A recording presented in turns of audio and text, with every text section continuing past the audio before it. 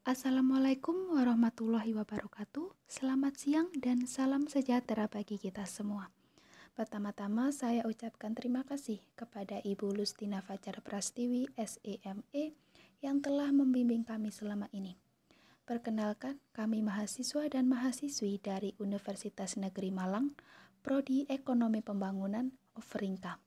Kami dari kelompok 2 yang beranggotakan Gevira Fortuna Dewi, Handi Fitranto, Larasati Dewinta, Lia Amelia, Lista Meristariana, dan Muhammad Kakak Akbar Zain. Di sini kami akan menjelaskan terkait sistem ekonomi kapitalis di Amerika Serikat dan di Jerman. Bagi teman-teman yang akan menjelaskan, dipersilahkan. Materi pertama itu akan membahas tentang negara Amerika Serikat. Perencanaan kapitalis di Amerika Serikat. Amerika Serikat adalah negara kapitalis besar muncul sebagai negara dengan sistem ekonomi politik serta tatanan dunia setelah Perang Dunia II dengan rentang waktu dari 1945 hingga 1965. Dengan menggunakan sistem ekonomi kapitalis, negara Amerika Serikat menjadi negara eksportir dan importir terbesar kedua di dunia. Tarif pajak tertinggi untuk orang-orang kaya diturunkan dari 70% menjadi 28% untuk menggairahkan ekonomi. Pemerintah Amerika Serikat juga sangat konsen terhadap bisnis dan tidak pernah pasif, yang mana selama kurang lebih 3 kuartal setelah pembuatan konstitusi atau undang-undang dengan cara, pertama, pemerintah aktif dalam mempromosikan perusahaan bisnis. Kedua, ekonomi Amerika juga memiliki kontrol melalui perusahaan raksasa yang ironisnya lebih banyak mengadakan koalisi dan koordinasi daripada berkompetisi. Yang ketiga, membuka peluang investasi sebesar-besarnya. Dan yang keempat, menurunkan tarif pajak orang kaya dari 80% menjadi 28%. Hal ini dibuktikan dengan eksistensi bantuan finansial yang bertujuan untuk membangun barak-barak, jalan kereta api, sambungan komunikasi, dan mendirikan bank-bank, bantuan untuk pertanian dalam berbagai bentuk, serta meningkatkan taraf industri maju. Mereka mendorong penciptaan keuntungan dan itu juga berarti kemajuan bagi kesejahteraan umum. Lalu komoditas utama ekspor dari negara Amerika Serikat ialah bahan-bahan kimia. Keberadaan ideologi kapitalis di negara ini tidak terlepas dari kondisi yang dimiliki olehnya. Amerika Serikat merupakan negara yang sangat luas dan memiliki beragam iklim, sehingga memiliki kekayaan alam yang luar biasa. Pengembangan infrastruktur yang pesat juga mendukung peningkatan kapasitas produksi di negara tersebut. Hal ini tidak terlepas dari tahap-tahap kebijakan publik yang ada di negara tersebut. Pengendalian sistem kapitalis di negara Amerika. Dalam sistem ekonomi kapitalis, pemerintah membiarkan semua orang dapat berinvestasi atau menjalankan kegiatan perekonomian. Di dalam sistem ini, pemerintah hanya memberi pelayanan serta mengawasi aktivitas perekonomian. Dalam sistem ekonomi kapitalis pasar terbuka, harga ditentukan oleh pembuat barang atau jasa, atau kita sebut produsen, tanpa ada campur tangan pemerintah. Negara Amerika menganut sistem ekonomi campuran, namun di negara Amerika Serikat tidak sepenuhnya menggunakan sistem mekanisme pasar karena adanya desakan dari masyarakat. Pada perekonomian Amerika Serikat, didominasi oleh 3 institusi utama, yaitu yang pertama adalah pengusaha, kemudian pekerja atau buruh, dan terakhir ada pemerintah. Sehingga perekonomian di Amerika lebih dikenal dengan ekonomi kapitalis. Namun di sini peran pemerintah sangat penting untuk membantu mengontrol mekanisme pasar yang digunakan untuk menjaga keseimbangan antara harga, penawaran, dan permintaan. Nah, kali ini kita akan membahas terkait kondisi negara Amerika Serikat dengan sistem kapitalis yang dianutnya. Jadi, setelah berkembangnya sistem ekonomi kapitalis di Amerika Serikat ini, industri di Amerika kian tumbuh semakin pesat dan cepat. Contohnya, kekayaan asli Amerika Serikat seperti arang batu yang kemudian bisa menjadi pengeluar utama di dunia. Kemudian tak hanya itu, ada sistem kapitalis ini juga membuat tenaga buruh mulai ramai. Karena banyaknya buruh dapat meningkatkan pertumbuhan sektor industri, jadi akan meningkatkan pertumbuhan ekonomi di Amerika sendiri. Kemudian kemajuan teknologi di Amerika juga tak dapat dipungkiri pesatnya pada saat itu, yaitu pada abad 19. di mana banyak penemu-penemu itu menciptakan teknologi-teknologi canggih yang dipakai hingga saat ini.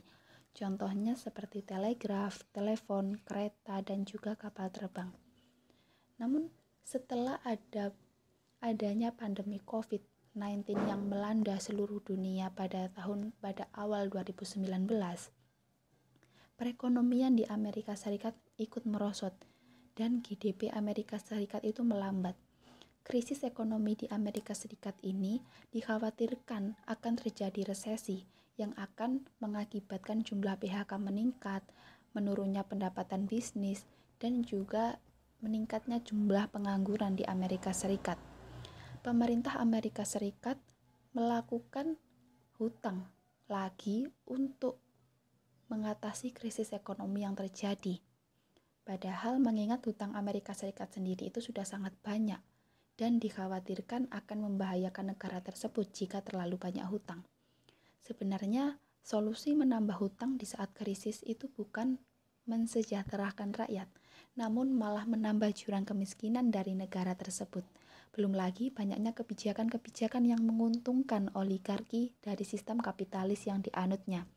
Sistem ekonomi kapitalis itu memandang bahwa kelangkaan dan keterbatasan barang dan jasa menjadi akar dari persoalan ekonomi. Jadi jika Amerika Serikat sebagai nahkoda ideologi kapitalisme dunia sudah menuju kebangkrutan yang nyata, tentunya hal tersebut akan diikuti oleh seluruh negara pengekor dan negara yang menjadi lahan jajahan Amerika Serikat tersebut. Jadi wajar jika Amerika Serikat mulai bingung dengan krisis yang telah dialaminya. Dan negeri-negeri lain pun juga merasakan hal serupa. Terima kasih. Itulah kondisi negara Amerika Serikat dengan sistem kapitalis yang dianutnya. Saya akan menjelaskan tentang keberhasilan Amerika dengan sistem kapitalis. Amerika Serikat merupakan negara yang memiliki banyak pengaruh di dunia ini. Begitu banyaknya pengaruh yang Amerika sebarkan, sehingga negara ini mendapat julukan negara superpower. Salah satu pengaruh Amerika pada dunia adalah penerapan sistem kapitalisme sebagai sistem ekonomi yang diaplikasikan hampir di seluruh dunia. Keberhasilan negara Amerika dalam menganut sistem kapitalisme bisa kita lihat dalam bentuk nyata pada banyak aspek di dunia ini. Pengaruhnya bisa dilihat dari gerai waralaba seperti McD, KFC, dan Starbucks yang masih eksis di dunia dengan melakukan inovasi-inovasi sesuai kebutuhan pelanggan seperti yang mereka lakukan dengan gerakan peduli lingkungan di Indonesia. Pengaruh lainnya juga dapat kita lihat dalam bentuk model kapitalisme baru, yaitu crowd capitalism yang juga diprakarsai oleh banyak perusahaan di Amerika seperti YouTube, Airbnb, dan Uber. Model baru ini juga sudah dapat dilihat pengaruhnya di dunia melalui penyebaran ketiga contoh perusahaan tersebut. Di Indonesia sendiri, perusahaan lokal pun ikut serta meniru model ini dengan sedikit adaptasi, yaitu Gojek yang meniru Uber. Namun, bedanya yaitu di Indonesia menggunakan motor sebagai sarana transportasinya karena menyesuaikan juga dengan budaya ojek di Indonesia. Maka, meskipun sekarang ini muncul poros-poros ekonomi baru yang berusaha dan berpotensi menyaingi Amerika, nampaknya Amerika masih memiliki pengaruh pada dunia dari segi sistem kapitalisme. Meskipun harus melalui proses pembentukan model baru, inovasi, dan juga adaptasi. Perkembangan sistem kapitalis di Amerika. Awal perkembangan ekonomi Amerika Serikat tidak terlepas dari timbulnya revolusi industri Eropa pada pertengahan revolusi industri Eropa tahun 2017. Amerika diserahkan setelah deklarasi kemerdekaan dari Inggris pada 4 Juli 1776. Kepemimpinan Presiden pertama George G. Washington berfokus pada ekonomi sektor pertanian. Menurut data, 9 dari 10 orang Amerika bekerja sebagai petani. Di sisi lain, sebagian kecil penduduk perkotaan bergerak di sektor perdagangan, manufaktur, dan juga jasa. Lalu, antara tahun 1861 sampai dengan 1865, Amerika Serikat mengalami perang saudara yang mempengaruhi bagian utara dan selatan negara itu. Di satu sisi, wilayah utara adalah zona industri, yaitu perbankan, manufaktur, dan transportasi, di mana tenaga kerja memiliki keleluasaan untuk mengembangkan potensinya. Wilayah selatan merupakan daerah pedesaan dan sektor pertanian seperti kapas dan tembakau masih dominan. Di sini pekerjaan diperlakukan sebagai milik tuan tanah atau pekerjaan diperlakukan sebagai perbudakan. Pemilik tanah di sisi lain menikmati standar hidup yang relatif mewah dibandingkan dengan mereka yang tinggal di wilayah utara. Hal ini dianggap sebagai pemicu konflik perang yang merenggut nyawa lebih dari 600.000 orang. Dikatakan telah berjuang untuk menentukan identitas rakyat Amerika Serikat dan bentuk pemerintahan. Pada suatu saat setelah Perang Saudara, tepatnya pada tahun 1880-an, sektor komersial dan manufaktur mulai berkembang. Selain itu, urbanisasi sudah mulai merambah ke perkotaan. Penduduk desa yang bermula bekerja sebagai petani pindah ke kota dan bekerja di pabrik. Perdagangan dan transportasi juga mulai berkembang pesat, termasuk jalur kereta api dan kapal laut. Selama periode ini, pengusaha terkenal seperti Andrew Carnegie, John Davidson Rockefeller, dan John Pierpont Morgan lahir. Pada awal abad ke-20, gelombang kedua revolusi industri mempromosikan penggunaan energi listrik sebagai penggerak utama ekonomi Amerika Serikat. Hal ini menyebabkan pesatnya pertumbuhan industri dan manufaktur. Namun, dari tahun 1930 hingga beberapa tahun kemudian, Amerika Serikat dilanda krisis ekonomi yang dikenal sebagai depresi besar, termasuk jatuhnya pasar saham, kebangkrutan sistem perbankan, dan peningkatan tingkat pengangguran lebih dari 20%. Franklin D. Roosevelt, presiden terpilih pada tahun 1933, mempelopori gagasan pemulihan ekonomi nasional yang dikenal dengan New Deal. Langkah yang diambil antara lain program bailout industri perbankan dan penciptaan lapangan kerja baru. Selain itu, tahun 1980-an ditandai dengan konflik di Timur Tengah yang menyebabkan harga minyak dunia menjadi lebih tinggi. Ini berdampak negatif pada ekonomi domestik Amerika Serikat. Pada tahun 1981, Presiden Ronald W.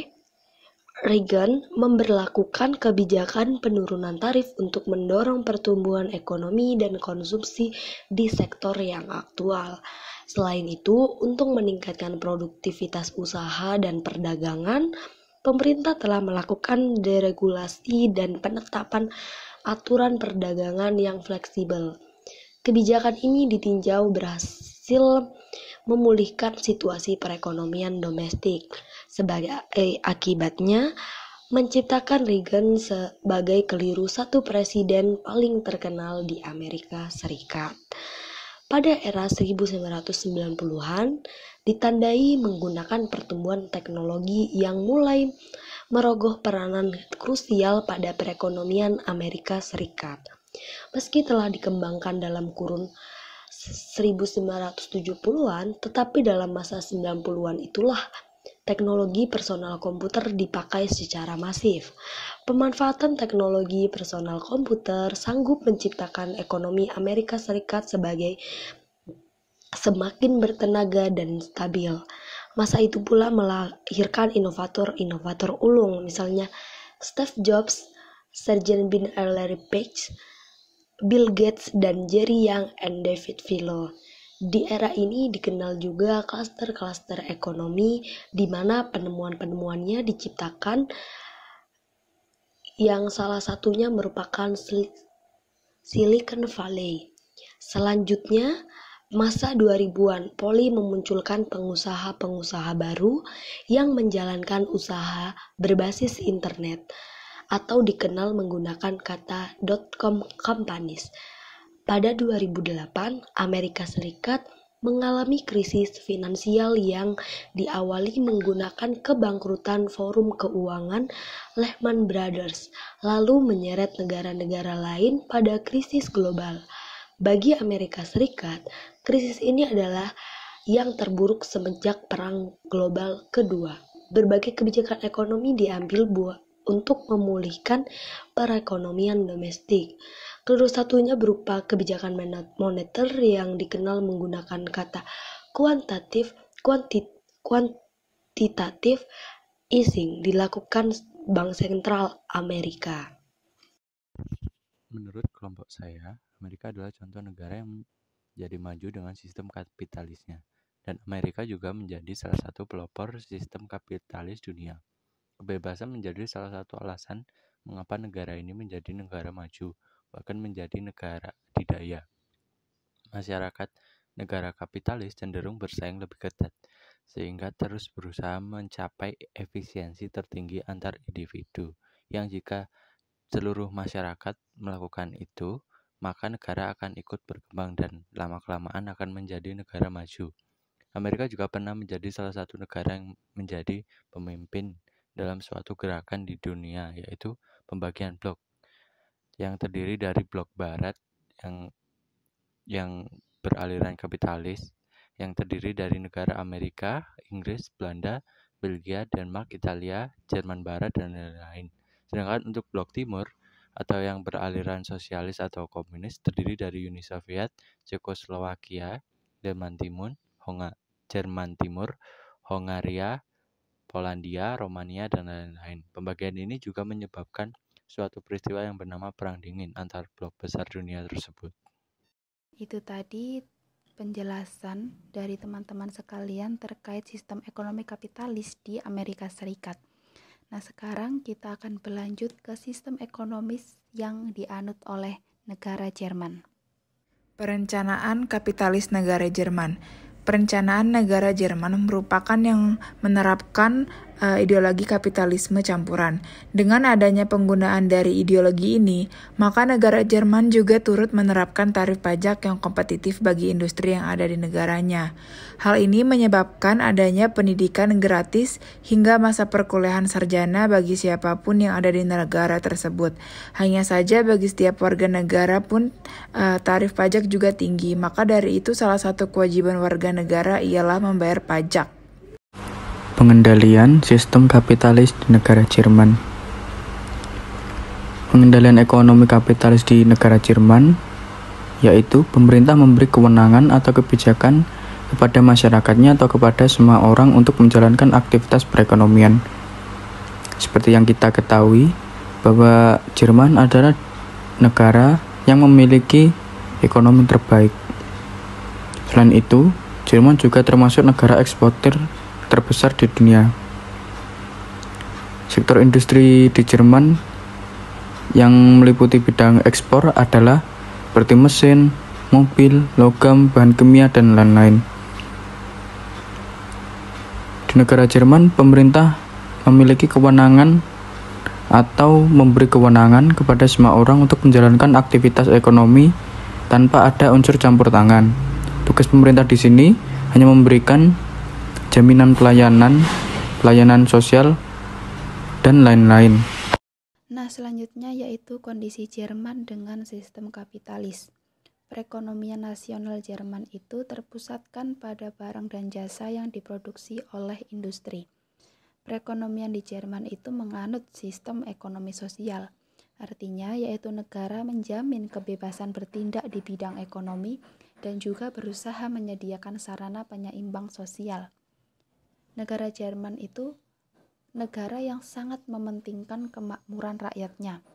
Jadi, pertumbuhan ekonominya akan sangat pesat dan kinerja pemerintah karyawan itu saling membantu untuk menciptakan penduduk yang sejahtera di Jerman. Hal ini dapat terlihat dari langkanya aksi mogok kerja yang dilakukan oleh penduduk di Jerman. Jadi sangat jarang ditemukan aksi mogok ini dilakukan di negara Jerman karena kemitraan sosial antara serikat kerja dan organisasi pemberi kerja telah ditetapkan oleh perangkat hukum tenaga kerja kolektif yang melembagakan proses penyelesaian konflik. Selanjutnya saya akan menjelaskan tentang keberhasilan negara Jerman dengan sistem kapitalis. Jerman adalah negara dengan ekonomi terbesar di Eropa, PDB terbesar keempat dunia, dan pendapatan nasional bruto terbesar kelima dunia tahun 2008. Dilaporkan pertumbuhan domestik bruto atau PDB yang cukup tinggi mencapai US dollar 3,7 triliun. Tidak hanya itu, PDB per kapita Jerman dilaporkan sebesar US dollar 45.888 per kapita. Sejak era industrialisasi dan kapitalisme industri negara ini berhasil menjadi motor, inovator, dan pengglobal ekonomi. Ekonomi Jerman sendiri juga merupakan salah satu terbesar di dunia dan importir serta eksportir termuka di dunia tahun 2011 dengan nilai 1,409 triliun dolar Amerika Serikat atau negara zona euro juga termasuk. Ekspor sendiri berkontribusi terhadap sepertiga keluaran negara ini. Berdasarkan laporan World Economic Forum atau WEF di Davos, Switzerland, Jerman berhasil mengalahkan 59 negara lainnya sebagai negara terbaik di dunia. Jerman menduduki peringkat pertama setelah memperoleh skor tertinggi yang dihitung berdasarkan beberapa kategori yaitu adventure, kewarganegaraan, pengaruh kebudayaan, pengusaha, peninggalan pusaka, perpindahan, keterbukaan bisnis, kekuatan, dan kualitas hidup. Sektor jasa yang meliputi telekomunikasi, perawatan, kesehatan, dan pariwisata juga memiliki kontribusi terbesar untuk perekonomiannya. Tidak hanya itu, industri dan pertanian juga merupakan sektor ekonomi penting lainnya. Jerman juga memiliki tenaga kerja yang sangat terampil dan makmur. Sejarah perkembangan sistem kapitalis negara Jerman. Pada masa ini, sejarah di negara Jerman terbagi ke dalam 3. Yang pertama adalah masa sebelum reunifikasi, yaitu Jerman Barat. Terobosan pertama dimulai dengan penggantian mata uang Reichsmark dengan Deutschmark, diikuti oleh inflasi rendah jangka panjang. Selain itu, ada pertumbuhan industri yang sangat baik yang dipimpin oleh Kanselir Federal Konrad Adenauer dan Menteri Ekonomi Ludwig Erhard. Nah, yang kedua pada masa sebelum reunifikasi, yaitu Jerman Timur. Perekonomian Jerman Timur sama baiknya dengan Jerman Barat. Tingkat pertumbuhan PDB Jerman Timur pada tahun 1976 adalah 5,9%. Tahun itu total ekspor GDR mencapai 30,7 miliar dolar.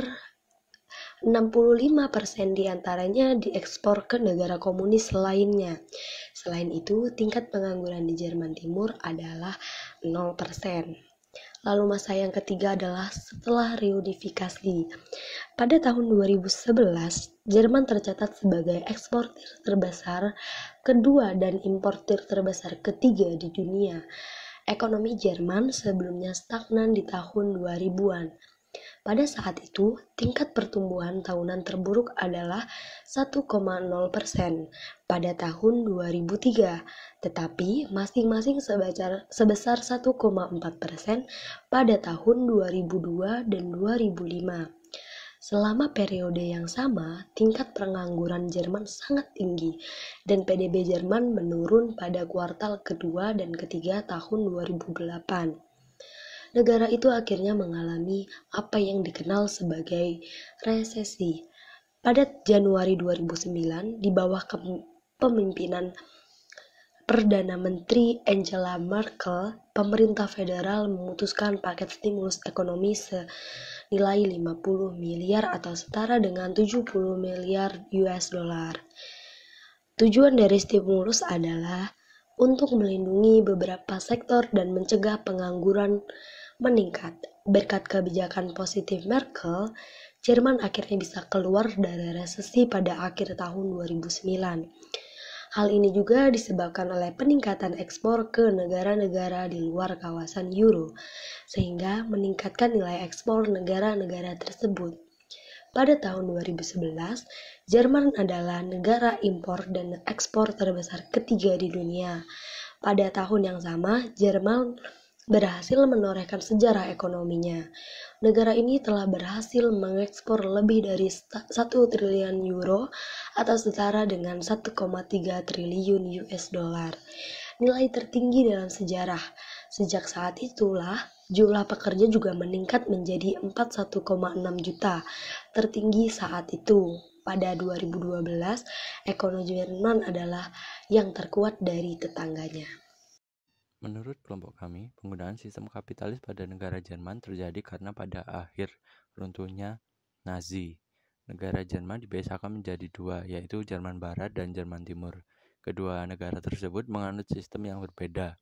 Jerman Barat dikuasai Amerika dan sekutunya, jadi menggunakan sistem kapitalis.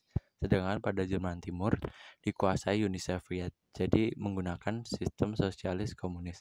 Sebagai pembatas, dibangun tembok yang cukup tinggi dan dijaga ketat di antara kedua negara. Kedua negara memiliki kondisi yang berbanding terbalik. Di Jerman Timur, rakyatnya merasa sengsara dan cenderung tidak diperdulikan oleh Uni Soviet. Sedangkan di Jerman Barat, rakyatnya hidup lebih makmur dan bebas.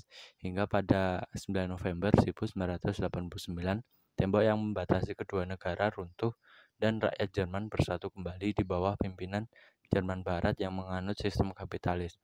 Sedangkan partai komunis yang ada di Jerman Timur mulai runtuh dan kehilangan kekuasaan sedikit demi sedikit. Nah, teman-teman, itu saja yang bisa kita jelaskan terkait sistem ekonomi kapitalis yang ada di Amerika Serikat dan juga yang ada di negara Jerman. Semoga teman-teman sekalian dapat memahami penjelasan dari kita. Mohon maaf jika ada salah kata. Selamat siang dan terima kasih. Wassalamualaikum warahmatullahi wabarakatuh.